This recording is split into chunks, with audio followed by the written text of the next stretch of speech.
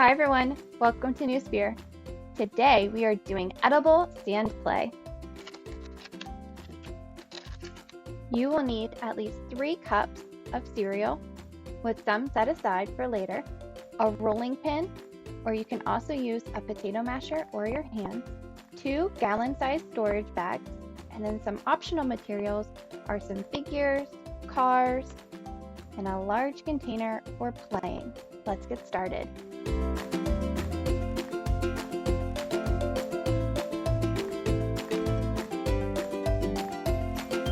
The first thing you want to do is measure at least 3 cups of cereal. I have mine already pre-measured, and you're going to place it into one of your storage bags.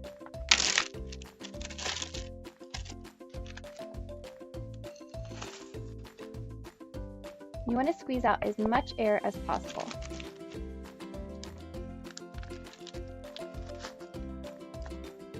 Next, you're going to place this inside the second storage bag to help cut down on the mess.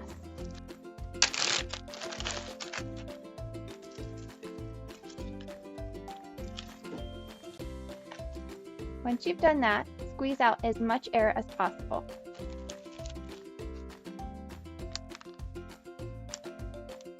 Now begin smashing and rolling the bag until you've obtained your desired texture. You can also have your little ones squeezing and hitting it with their hands as well, or you can use that potato masher.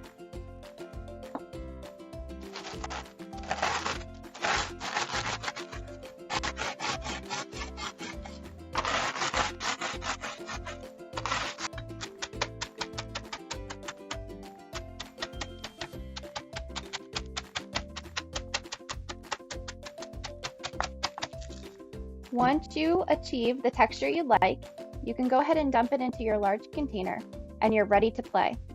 If you're preparing this beforehand and you're using a food processor, it will make an amazing sand-like texture in just a few moments. But I really like to involve the kids with smashing and bashing the Cheerios or cereal of your choice. And there you have it.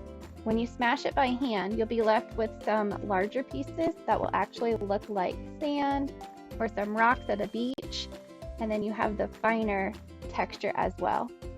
Those Cheerios that we left on the side, you can add right with your sand.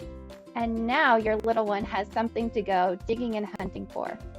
Maybe they're looking for some dinosaur bones or some seashells at the beach. How many can you find? And there we go. Add your desired figures or your cars,